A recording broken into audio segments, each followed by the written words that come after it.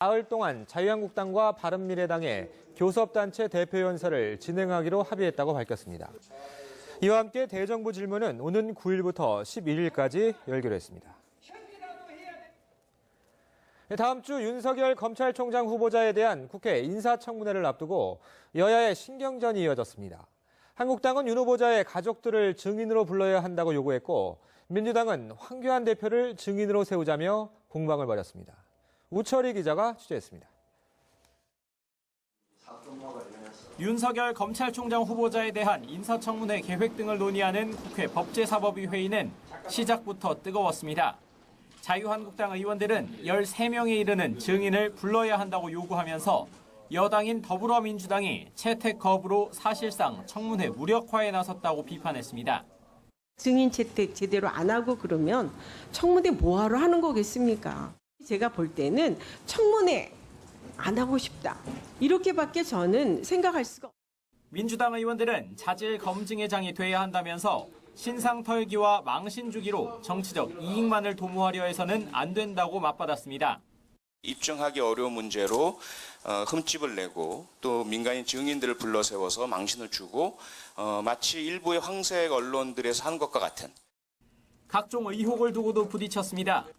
한국당은 윤석열 후보자와 검찰 내에서 친분이 깊은 것으로 알려진 윤대진 법무부 검찰국장의 형 윤모 전 세무서장의 뇌물수수 사건의 무혐의와 관련해 부당한 개입 의혹이 있다고 주장했고 결국 검찰 권력이 배후에 있었기 때문에 무혐의가 될 수밖에 없었다고 생각하는데 후보자가 정말 같이 또 골프도 쳤고 변호사도 소개해줬다 그러고 민주당은 혐의가 없는 것으로 결론난 부분을 다시 증인으로 부르는 건 불필요한 오해를 불러일으킬 뿐만 아니라 인권 침해라고 반박했습니다. 의사진행 발언이 되면서 계속 어떻게 보면 의혹들에 대한 이야기가 다 지금 나오고 있지 않습니까? 지금 후보자가 없는 상황에서. 또 부인 주관 미술전시회의 대기업 협찬과 관련해 서울중앙지검장이라는 남편의 지위가 작용한 것 아니냐는 것을 두고도 충돌했습니다. 대한민국에서 내노라는 대기업들이 이 전시회에 상당한 협찬을 하고 있습니다. 혼인했다는 것 자체만 가지고 이제는 그 모든 것이 다 가려지고 다 윤석열 후보자 때문에 된 것이 아니냐 이렇게 얘기하는 것은 굉장히 좀 잘못된 판단이다. 결국 여야는 공방 끝에 윤모 전 세무서장 관련 사건과 부인의 비상장 주식 거래 특혜 의혹 등에 대해 최대 5명의 증인을 부르기로 의견을 모았습니다. 증인 채택 단계부터 치열한 신경전을 벌인 여야는 예정대로 오는 8일에 열리는 윤석열 검찰총장 후보자 인사청문회에서 또다시 거세게 맞붙을 전망입니다. YTN 우철입니다. 정의당은 더불어민주당이 자유한국당과 특위위원장 교체를 합의한 것을 놓고 아무리 목이 말라도 구정물을 마시지는 않는다며 비난했습니다. 정호진 대변인은 논평을 통해 심상정 정치개혁특별위원장에게 일방적인 해고를 통보한 것은 여야 4당 공조에 대한 배신이라고 봐도 무방하다며 민주당 이인영 원내대표를 비판했습니다. 이와 관련해 바른미래당 손학규 대표는 더불어민주당이 국회 정치개혁특별위원장을 맡아 이를 원래대로 정의당 심상정 의원에게 양보해야 한다면서 이해찬 대표의 결단을 촉구했습니다. 손 대표는 국회의장 주재 5당 대표 모임인 초월의 모두 발언에서 자신과 정의당 이정미 대표가 단식으로 얻어낸 연동형 비례대표제를 민주당이 과연 지킬 의지가 있는지 의심스럽다면서 이같이 밝혔습니다. 경찰이 문재인 대통령 지지자들을 겨냥해 비하 발언을 했던 나경원 자유한국당 원내대표를 각하 의견으로 검찰에 넘겼습니다. 서울구로경찰서는 나 원내대표가 명예훼손 혐의로 고발된 사건을 각하 의견으로 지난달 중순 검찰에 송치했다고 밝혔습니다.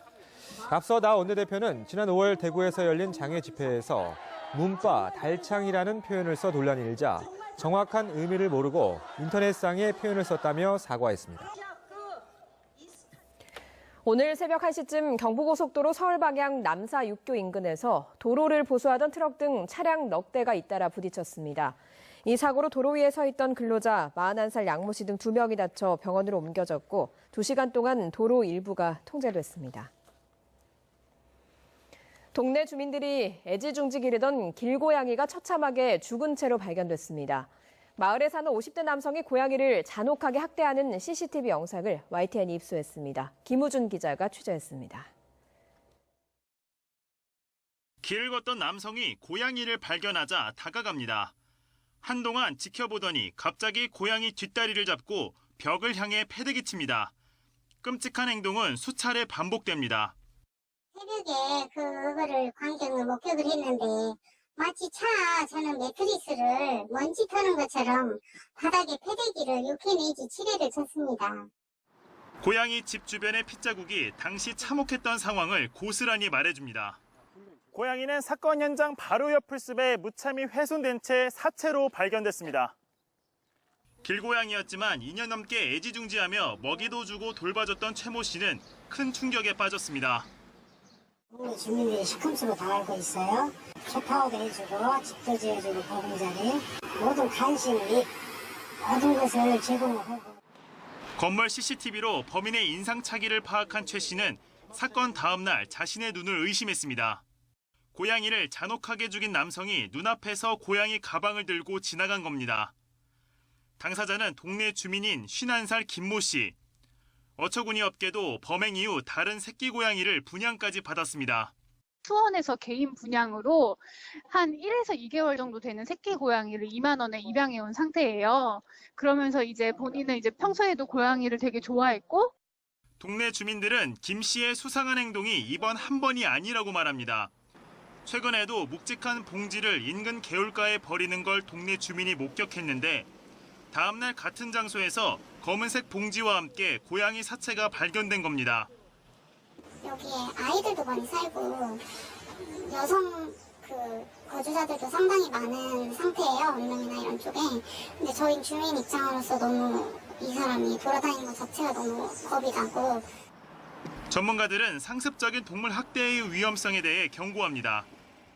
이와 같은 사람들이 다른 기회와 연관이 되게 된다면 폭행을 넘어서는 잔혹한 상해 범죄를 넘어서는 범죄까지 이룰 수 있다고 하는 것이 과거의 연구 결과입니다. 김 씨는 경찰 조사에서 고양이가 먼저 핥히어 홧김에 죽였다며 개울가 사체는 자신이 버린 게 아니라고 진술했습니다.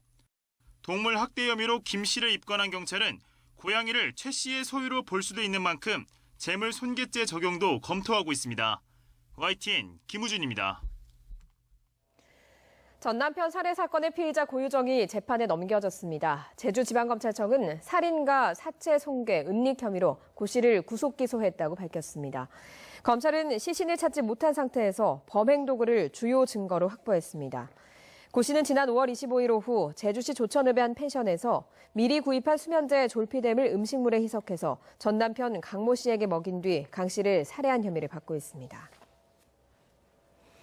한화그룹이 경기도와 손을 잡고 첨단 업종을 육성하겠다며 화성 바이오밸리를 조성했습니다. 사업비에 6천억 원이 들었습니다. 그런데 YTN 취재 결과 오폐수를 흘려보내는 관로 곳곳이 금이 가거나 이음부가 깨져 있는 등 하자투성이었습니다. 먼저 이영원 기자의 보도입니다.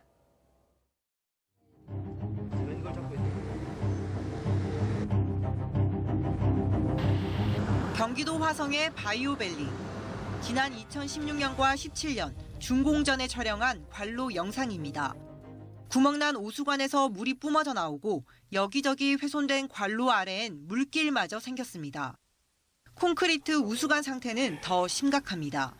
이음부는 쩍 벌어지다 못해 깨져 떨어져 나갔고 곳곳에 생긴 금은 끝간대를 모르고 이어집니다. 하자 점검에서 온통 불량이 발견된 겁니다. 크랙이 진짜 저도 그렇게 있는지까지는 잘 몰랐거든요. 근데 들어가서 보니까 너무 많더라고요. 있고 침입수가 많은 상태고 찢어진 데가 많이 나와서 제가 일단 보고를 드렸거든요. 시공사는 한화건설, 실제 관로 설치는 협력업체가 맡았습니다. 경기도는 2017년 4월 조건부 준공 인가를 내줬습니다. 일단 기반 시설을 운영해보고 문제가 생기면 한화건설이 보수를 책임지라는 겁니다. 어느 기관에서도 이거 다 20kg를 하나하나씩 다 들여다보면서 검증하진 않아요. 근데 운영을 해봐야 얘네가 이게 제대로 설치가 됐는지 안 됐는지를 알 수가 있어요. 이에 대해 한화건설은 지자체의 보완 요청에 따라 보수를 완료했다고 밝혔습니다. YTN 이영훈입니다.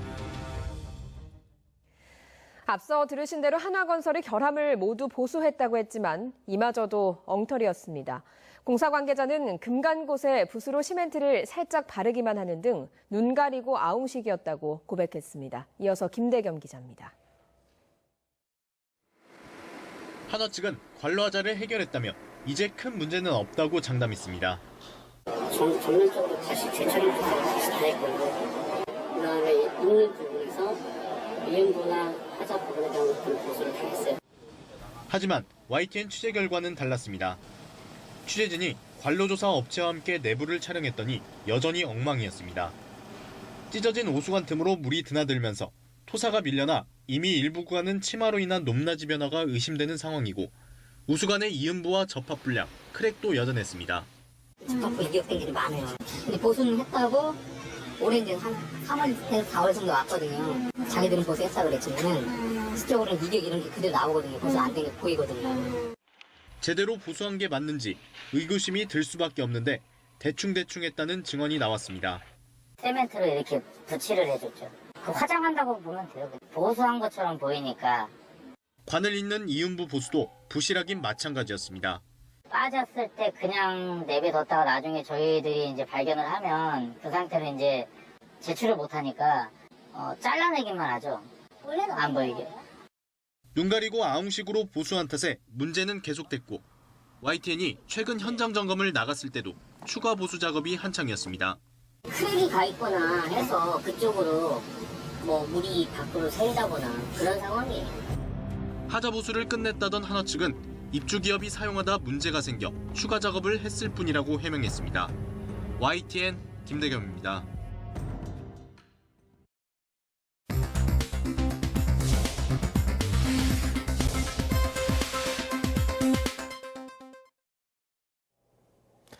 이 시각 보도국입니다. 마약 구매와 투약 혐의로 구속 기소된 가수 박유천이 오늘 1심 선고를 받습니다. 수원지방법원은 오늘 오전 10시 박 씨에 대한 선고기일을 진행합니다. 가사도우미 불법 고용 혐의로 재판에 넘겨진 고 조영호 한진그룹 회장의 부인 이명희 전 1호재단 이사장과 딸 조연아 전 대한항공 부사장에 대한 1심 선고가 오늘 내려집니다.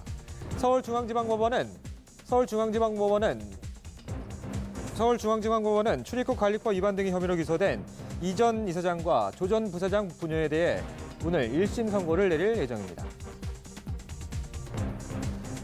고열 증상으로 서울대병원을 찾은 이명박 전 대통령이 폐렴 진단을 받고 입원 중인 것으로 확인됐습니다.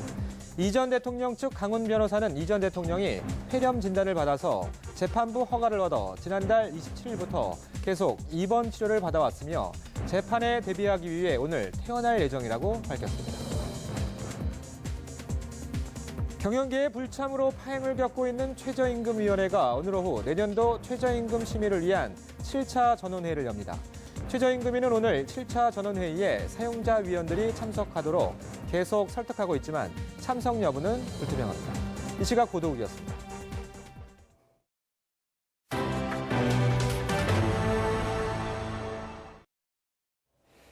도로공사 요금 수납원들이 본사의 직접 고용을 촉구하면서 고공농성과 노숙농성에 돌입했습니다. 하지만 사측이 직접 고용에 난색을 보여서 갈등은 계속될 것으로 보입니다. 이경국 기자입니다. 고속도로 요금소 위에 천막과 플래카드가 자리 잡고 있습니다. 요금 수납원들이 본사의 직접 고용을 요구하며 고공농성에 나선 겁니다. 수납원들은 또 청와대 앞에서 집회를 연 뒤 행진을 시도하다 경찰과 충돌하기도 했습니다. 도로공사가 자회사를 통해 수납 업무를 맡긴 첫날 곳곳에서 반발이 잇따른 겁니다. 정부의 공공부문 정규직화 방침에 따라 용역업체 소속 수납원들은 자회사 정규직으로 전환됐습니다. 하지만 전체 6,500여 명 가운데 1,400명은 이를 거부하고 본사 정규직을 요구하고 있습니다. 자회사에서 정규직으로 일해도 고용 보장이 확실하지 않아 비정규직이나 다름없다는 주장입니다. 직접 고용에 대한 안은 하나도 없고 그냥 무조건 자회사로 수납원들을 한 명도 남김없이 보내겠다라는 해고가 밥 먹듯이 일어나는 이 상황에서 자회사는 저희가 인정할 수도 없고. 이에 대해 도로공사 측은 본사 사장이 자회사 대표를 맡기로 했고 정년 연장과 임금 인상 등을 통해 고용 안정을 보장할 수 있다며 맞서고 있습니다. 80%를 넘어선 하이패스 사용률과 자동 수납 체계도 영향을 미쳤습니다. 외주 용역사에서 받던 임금의 30%를 인상을 해주겠다. 기타 공공기관으로 지정을 해서 도용의 안정성을 확보하겠다.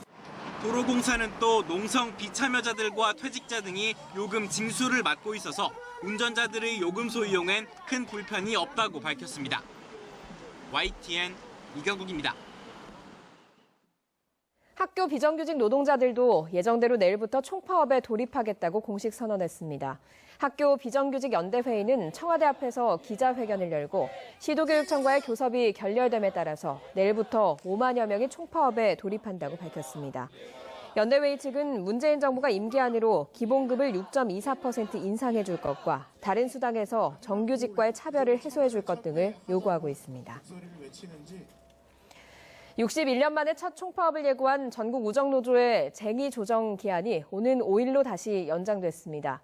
우정사업본부와 우정노조는 어제 오후 고용노동부 중앙노동위원회에서 열린 3차 조정회의에서 쟁의 조정 기한을 한 차례 더 연장하는 데 합의했다고 밝혔습니다. 노사의 4차 조정회의는 오는 5일 오전 9시 반에 열릴 예정입니다. 우정노조는 인력 충원과 완전한 주 5일제 근무를 요청하면서 노조 출범 이후 첫 총파업을 예고했지만 우정본부 측은 예산이 없어서 노조의 요구를 수용할 수 없다면서 맞서고 있습니다. 홈플러스는 어제자로 무기계약직 사원 14,200여 명을 정규직으로 발령했다고 밝혔습니다. 전체 임직원의 62%에 해당하는 인원으로 이번 발령으로 홈플러스는 전체 임직원 2만 3천여 명 가운데 99%가 정규직이 됐습니다. 지난해 여성 노동자의 월 평균 임금은 245만 원으로 남성의 69% 수준에 머물렀습니다. 또 여성 임금 근로자 10명 가운데 4명 이상은 일자리 안정성이 떨어지는 비정규직인 것으로 나타났습니다. 여성가족부와 통계청은 이런 내용의 2019 통계로 보는 여성의 삶 자료를 발표했습니다. 지난달 서울 주택가격이 6개월 연속 하락했지만 낙폭은 크게 둔화한 것으로 나타났습니다. 한국감정원 자료를 보면 지난달 서울의 주택가격은 한 달 전보다 0.04% 하락했습니다. 서울의 주택가격은 올해 1월부터 하락하기 시작해 6개월 연속 하락했지만 지난 3월 이후 서서히 급매물이 소진되면서 낙폭은 연중 최저 수준을 기록했습니다. 수업을 마친 자녀들을 어떻게 돌봐야 하는지 맞벌이 부부들 고민이 가장 크시죠. 이런 가정을 위해서 도서관이나 주민자치센터 등이 나섰습니다. 김학무 기자의 보도입니다. 학교 수업을 마친 오후 시간, 아이들이 아파트 관리 건물로 하나둘 들어옵니다. 방과 후 돌봄센터입니다. 또래 친구들과 놀며 책도 보고 그림도 그립니다. 간식을 먹을 수도 있고 뛰어놀 놀이터도 마련돼 있습니다. 집에 혼자 와가지고 혼자 기다려서 있어요. 지금은 돌봄센터에서 가니까 좋아요. 맞벌이 하느라 아이들을 돌볼 수 없었던 학부모들은 전문 강사가 돌봐주는 이곳이 딱 맞습니다. 제가 지금 맞벌이로 회사를 다니고 있는데 조금 불편했어요. 근데 지금 돌봄을 오면서부터는 저는 되게 만족하고 보내고 있어요. 아이도 굉장히 가고 싶다고 하고. 경기도 용인시가 아파트 관리 건물이나 도서관, 주민자치센터, 마을회관 등을 아이 돌봄센터로 활용합니다. 시가 활용할 수 있는 시설을 모두 동원하는 셈인데 오는 2022년까지 46곳을 운영하게 됩니다. 현재 초등학교 돌봄교실이나 지역 아동센터 등에서 돌보는 초등학생이 전체의 7%에 불과한 점을 고려한 겁니다. 그것에 대한 성과와 또 잘못된 부정적인 부분들을 잘 염출해서 그걸 피드백해가지고 정말 부모들이 안심하고 자기 생업에 종사할 수 있는 그런 틀을 만들어주겠습니다. 용인시는 이와 함께 신혼부부에게 주거비용 일부를 보조하는 등 자녀를 낳아 기르기 좋은 환경을 만드는 정책을 적극적으로 추진할 방침입니다. YTN 김학무입니다. 스파이더맨의 주연 배우 톰 홀랜드가 개봉에 앞서 국내 취재진을 만났습니다. 마블 시리즈의 한 자락을 마감하는 이번 작품에 대해 아이언맨의 빈자리가 컸다고 말했습니다. 최두희 기자가 전해드립니다. 영화 홍보차 세 번째로 한국을 찾은 스파이더맨 역의 톰 홀랜드. 기자 간담회에서도 영화에서처럼 장난기 넘치는 소년 모습 그대로입니다. 기자회견 도중 갑자기 한 사장 조명을 꺼달라고 한 뒤 오히려 국내 취재진을 촬영하는 진풍경을 연출해 웃음을 자아냈습니다. 아이언맨 역을 맡았던 로버트 다우니 주니어 빈자리를 채우려다 보니 부담감을 느꼈다며 속내도 털어놨습니다. I mean, I could never replace Robert. You know, he did an incredible thing, and I would say created the most iconic cinematic character of all time. Obviously, his absence it's a big one, and it was quite daunting going into making a film like this without him, because I've always made these films with him. 그렇다 보니 다정한 이웃이었던 스파이더맨은 이번엔 전 세계를 구하는 존재로 거듭나야 했습니다. 하지만 평범한 만큼 더 매력적인 히어로라는 게 홀랜드의 분석입니다. And he's not the perfect superhero, and I think that's what makes him so lovable, is that he's relatable. No one in our world is perfect. It's just not possible, and I think he represents everyone in that way. 함께 내한한 배우 제이크 질렌할은 봉준호 감독과의 우정을 언급해 눈길을 끌었습니다. 그의 공식 내한은 이번이 처음이지만 앞서 봉준호 감독의 영화 옥자에 출연하며 한국과 인연을 맺었습니다. He's just a kind man, also generally, and I called him up and asked him if he would recommend a place to have dinner for me and Tom, and he did. He emailed me back, and we had dinner there last night at the restaurant that he recommended.